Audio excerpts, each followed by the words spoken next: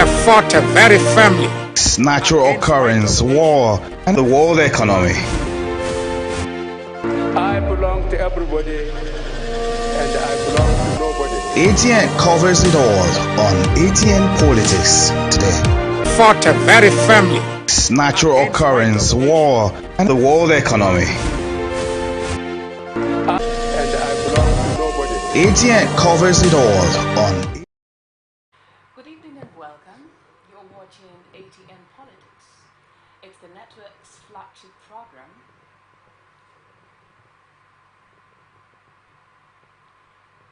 It's the network's flagship program that discusses core political trends with relevant political stakeholders.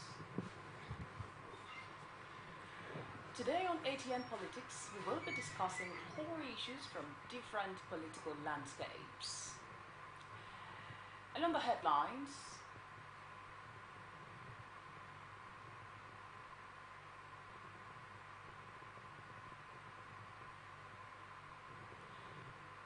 we have from the line across the ocean to the land beyond the mountains, through the Sahara, we bring on-spot news, live analysis, expert discussions on trending stories in politics, business, socio-economy, sports, and documentaries.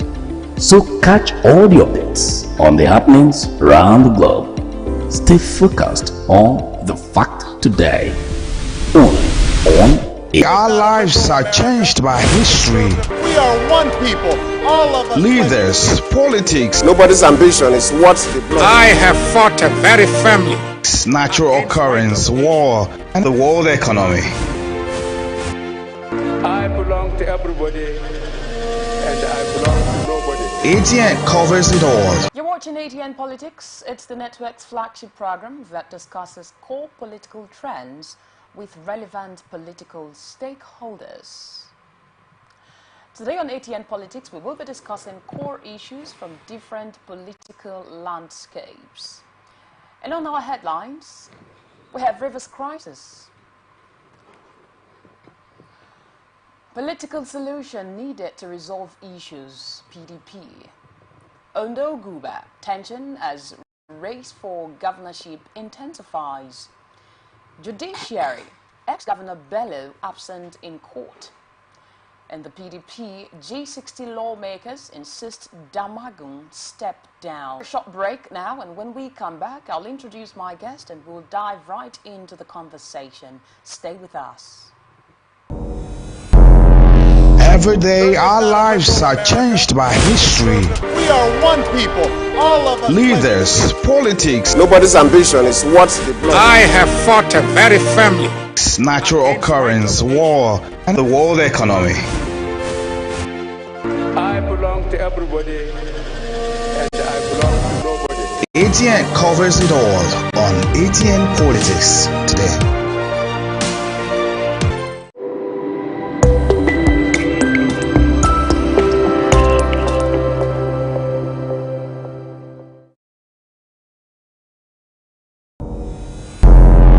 Every day, our lives are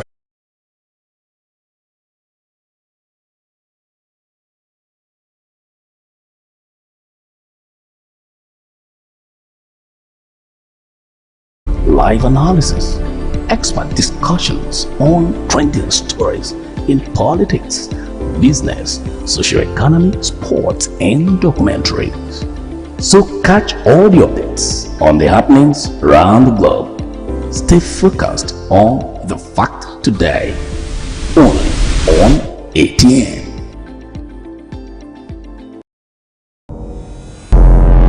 Every day, our lives are changed by history. We are one people, all of us. Leaders, politics. Nobody's ambition is what the blood. I have fought a very firmly. Natural occurrence, war, and the world economy. ATN covers it all on ATN Politics today. Welcome back. Joining me on the conversation today is a legal practitioner, Barrister Asim Adams. It's good to have you, sir. It's always a pleasure being here. You're welcome. Yes, thank you. And on to the details of today's conversation. The National Working Committee of the People's Democratic Party has resolved to review the Rivers State Caretaker Committee list, which has been a source of contention between Governor Siminalayi on Wednesday. The National Publicity Secretary of the party, Honorable Debo Ologunagba, read the one-time resolution of the meeting, which said the issue of Rivers State Caretaker Committee list was raised at the meeting of PDP governors and the PDP National Working Committee, and it was resolved that a political solution should be applied to resolve all the issues related thereto. Consequently, the PDP Governors Forum directed that the National Working Committee of the PDP revisit the issue of the Rivers State Caretaker Committee list. Recall that the Rivers State Governor, as the flag of the Port Harcourt International Automobile Spare Parts Trading and Commercial Center project at Ilelienwo, Port Harcourt, declared the purported list of People's Democratic Party Caretaker Committee members for the state, circulating in the national and social media as fake, adding that the list is a handiwork of cheap publicity seekers and agents of crisis who should know that their imaginations will not stand. He said the national leadership of the party had met and agreed that in states where the tenure of PDP executives had expired, they should continue to maintain the officers as caretakers for the next 3 months, clarifying that the decision, which awaits ratification by the National Executive Council, did not approve that new names should be added to the already existing number of officers or any subsisting officers removed. Barrister, Yes.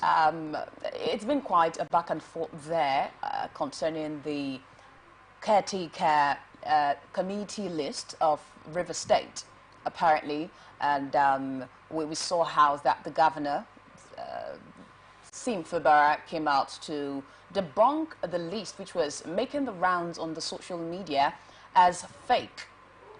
And now the NWC has resolved to revisit this list. What do you make of this? Well, thank you very much. This is, for me, the first thing the National Working Committee of PDP should have done, earlier. Because when this list came out, a lot of, will I use the word brouhaha, was on the space, the political space, on social media, the audio and visual, television and radio. I mean, it was that they are struggling for the soul of PDP in River State. And that particular battle is between the governor, the incumbent governor, and the emeritus governor, Yeso Wike. They are struggling for the soul of PDP. Because if you are in control, or those in the executive are your favorites, or maybe they are sympathizers to you, you've taken the soul of the party. So it's like when you are coming there to amend or maybe shake them, it's like a coup d'etat. So a lot of them will not want that to happen. But now that the PDP, has come up to say that, as I yesterday, that was what I heard, that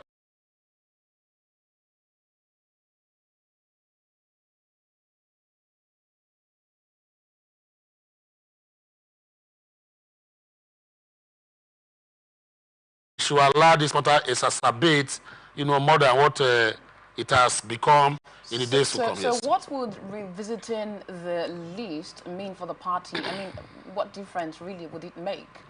That is where I look at it now, that the nitty-gritty, that is where the issues that are at stake is this. One, what does that mean?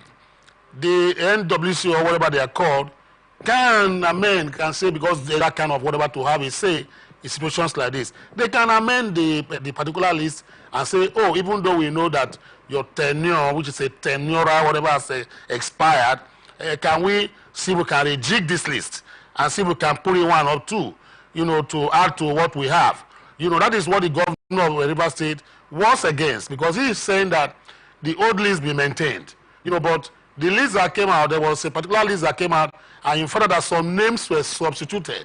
And he was feeling that these names that were removed and substituted with other names are people who are loyal to the predecessor governor of Rivers State. So there was this issue of no, this is not the situation. So the NWC will clear that. They can look at the list and say, okay, the names that were included, that were not there before, these are the names that we approve. We gave them the approval, to operate, to be part of the critical committee. Nobody can take them out. Or they might look at it and say, no, we cannot include more names. Let the old excos, whatever as they are called, continue in office. So that is the duty of the NWC. And I hope that they should be able to stand firm and let the constitution of the provisions of the constitution of PDP, prevail. Because like in every organization and society, the constitution is, the front end origo of, the existence of PDP. That is the source and origin of PDP. Without the constitution, the PDP will not be a political party. Just like without the constitution in Nigeria, Nigeria will not act as a civil democracy. We begin to act, in anomy and anarchy, state as the case may be. So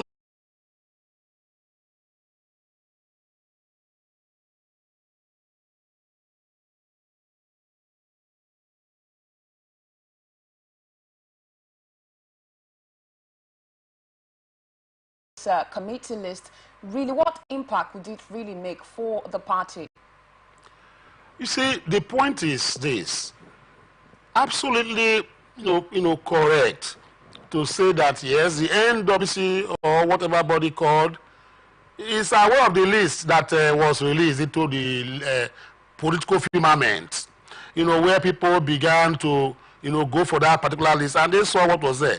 That was one of my appearances, one of your sister programs or whatever. I raised that question. I said quickly, in 1 minute. Yes. Why did you not, in fact, come out with your authentic list? If there's a problem in a list, you, the origin and the source, come out with your authentic list. No need to review. For today,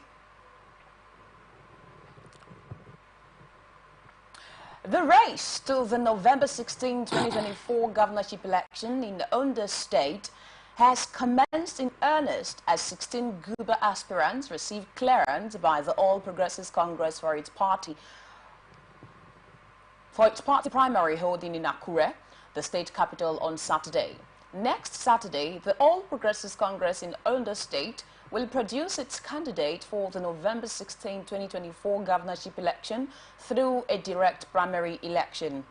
Out of over 20 gladiators throwing their hats into the ring as gubernatorial aspirants, 16 of them picked the expression of interest and nomination forms, while the party's national gubernatorial aspirant screening committee commenced their screening on Friday, April 12. The aspirants, in no particular order, include the incumbent governor, Lucky Ayedatiwa, former commissioner for finance, Wale Akinteriwa, Olushola Oke, Mayowa Akinfolarin, Senator Jimo Ibrahim, former APC National Vice Chairman, Southwest, Isaac Kekemeke, and Benga Edema. Others are Major General Ohunyeye Olamide Felix, retired, Jimmy Odimayo, Olusoji Adewale, Ehinlawo, Morayo Lebi, Diron Iyaton, Professor Francis Fudile, and Engineer Ifeoluwa Oyedele, while the two female aspirants among them are Fumilayo Adekojo and Mrs. Funke Omogoroye Judith. The 7-man screening committee led by Senator Joshua Lidani gave all the aspirants the nod to contest the primary after a thorough screening which took place on Friday in Abuja after the inauguration of the committee and the screening appeal committees by the party's Deputy National Organizing Secretary, Nze Dur. INEC Resident Electoral Commissioner in Ondo State, Mrs. Oluwatoyin Babalola, at a meeting coming elections. Yes, the primaries are the first thing they have to do, which they have to do on Saturday. Now, what we should be looking out for is number one. Under the Electoral Act, it provides for 3 methods of doing it. What we need to do in APC in Ondo State is this. They should take this election as an election that is a first election. What I mean by first election is this. Is an election that the governor at Lucky, who took over from Akeredolu, has not really sank his, roots or tap roots into the political soil of Ondo State. So he's even coming there. He has never spent 1 year. So he is not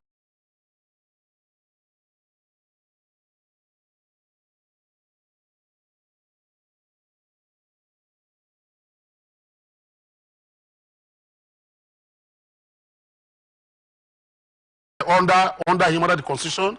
INEC, Resident Electoral Commissioner, they can easily influence them. Then you look at the DSS, director of DSS in that particular state. These are the, if you want to win election in any state, in any of the 36 states in Nigeria, if you have these three key, personalities or offices on your side, the election is as good as won. So incumbency power is with him, and an incumbent in Nigeria is very rare.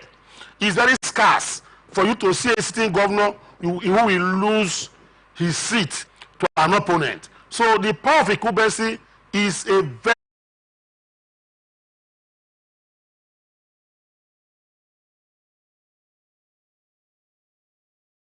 APC in Ondo State has the ticket to lose, if I use that word. APC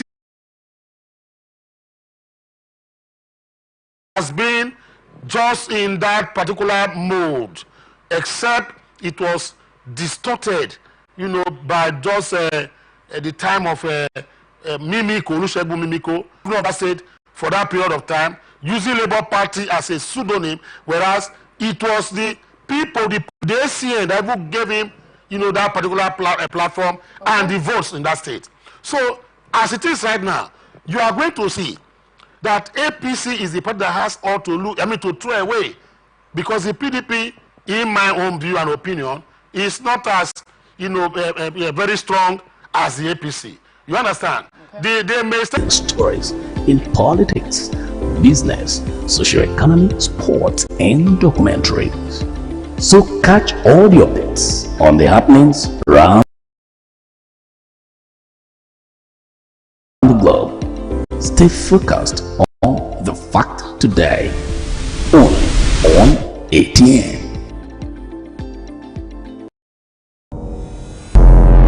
Every day, our lives are changed by history.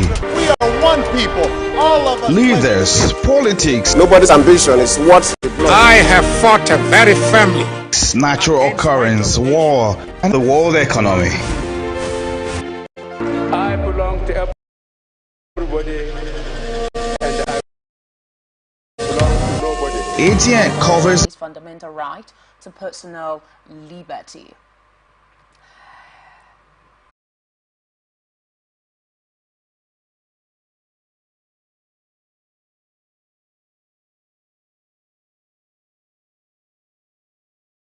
still under a military regime.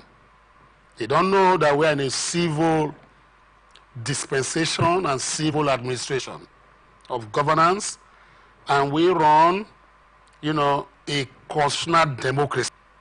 That the constitution of a state is a fault and origo. That is the source and origin of powers, of all powers. If the constitution were to be taken like a god, or God Almighty as case may be, the constitution becomes omnipotent, omniscient, and it becomes something that you must have to obey. If you disobey or you breach any of the codes of the constitution, you're supposed to get, somewhere we punish. Under that 214, the Nigeria police, as composed and constituted today, has the power to go with the FCC, enter that particular premises, and take it out. Bello is not using a militia group. Bello did not use a militia group, or he does not have militia groups surrounding him. Those who are surrounding him and protecting him are all police officers. When you bring soldiers to that place, you know what soldiers will do. They can create another OD in our hands, Opuama in our hands, Zaki Biam in our hands, because the soldiers are not trained in civil security. So that on that particular area, I don't think they have such powers. Okay, What needs to be done is to with them. When some of our clients commit, or they are suspected to have defrauded some people, EFC come there as early as 2 a.m. They deroof the place, they break and mango properties because they want to go and ferret and get somebody out or smoke out a solo. It is because of the fact that he is an Olympus. He's standing in Olympian aloofness and they are looking at him. He's just there. He feels that, look, I am just like an arrest warrant. So do you need another one for you to go and do what? So if he did not appear in court today, then the EFCC possessed, of that particular and seized of that particular court order that says, bring this man to us. They have to do their constitutional duty. Simple thing they have to do. When you get in there, we go to police stations to release clients. Right. Police beat us up. Police dismember lawyers. Police put lawyers in incarceration in their own open places there. So why can't they do this? Is it because Yaya Bello has about 10 hairs or whatever the case may be? So this is the situation we're asking. Yeah, it's sad. We've gotten your thoughts there. It's time to move on to the next story.